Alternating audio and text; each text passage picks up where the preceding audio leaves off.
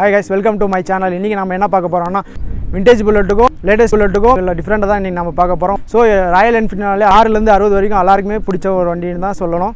So அந்த வண்டியை பத்தி தான் இன்னைக்கு நாம பார்க்க போறோம். வாங்க பார்க்கலாம்.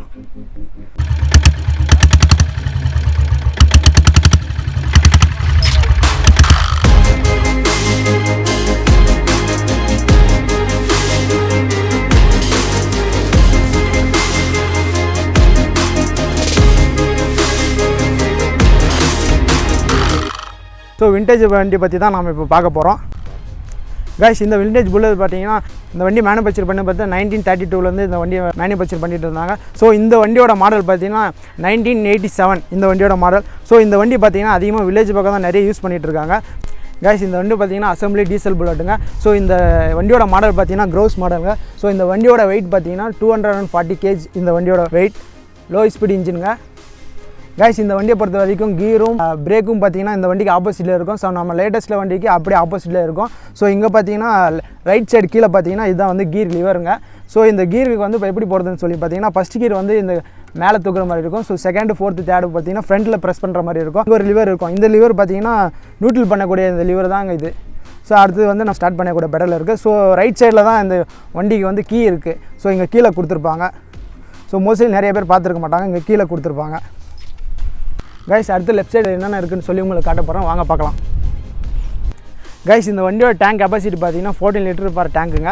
ஸோ இந்த டேங்க்கில் வந்து அவ்வளோதான் பிடிக்கும். ஸோ அடுத்து கீழே டேங்க்கு கீழே பார்த்தீங்கன்னா ஸோ ஏர் ஃபில்ட்ரு பார்த்தீங்கன்னா இங்கே இருக்குது. ஸோ இதுதான் இந்த வண்டியோட ஏர் ஃபில்ட்ரு. ஸோ இது பக்கமே பார்த்தீங்கன்னா டீசல் ஃபில்ட்ரு இருக்குது. ஸோ இந்த வண்டி டீசல்ன்றதுனால டீசல் ஃபில்ட்ரு கம்பல்சரி இருக்கும். ஸோ அதுக்கு பக்கம் பார்த்தீங்கன்னா பேட்ரி. ஸோ இந்த பேட்ரி பார்த்தீங்கன்னா 35 mAh பேட்ரிங்க.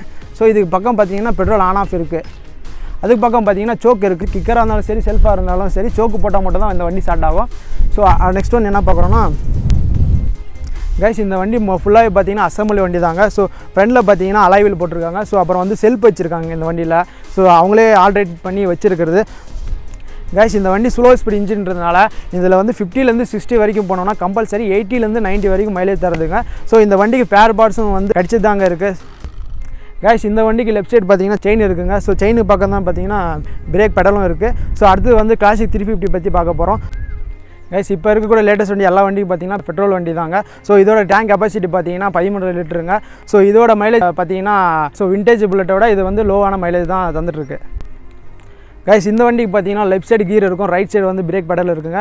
ஸோ சீட்டு பார்த்தீங்கன்னா இந்த வண்டிக்கு பார்த்தீங்கன்னா நார்மலாக இருக்கிற மாதிரி சீட் இருக்கும். ஸோ இந்த வண்டிக்கு பார்த்தீங்கன்னா பேக் பெயின் வராத அளவுக்கு இது வந்து டிசைன் பண்ணியிருக்காங்க. ஸோ கீழே பார்த்தீங்கன்னா சஸ்பென்சர் இருக்குது.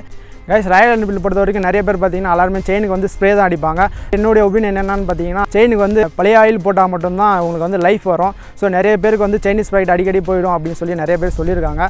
ஸோ நான் யூஸ் பண்ண வரைக்கும் பார்த்தீங்கன்னா பழைய ஆயில் போட்டால் வந்து கண்டிப்பாக உங்களுக்கு வந்து நல்ல ஒரு லைஃப் வரும். கைஸ், இப்போ இருக்க ஜென்ரேஷனுக்கு லாங் டிரைவ் போகிறவங்களுக்கு நிறைய ஒன் ஆஃப் த வண்டினா ராயல் என்ஃபீல்டு தாங்க. ஸோ அது பழசாக இருந்தாலும் சரி, புதுசாக இருந்தாலும் சரி, இதை லைக் பண்ணாதவங்க யாருமே கிடையாது.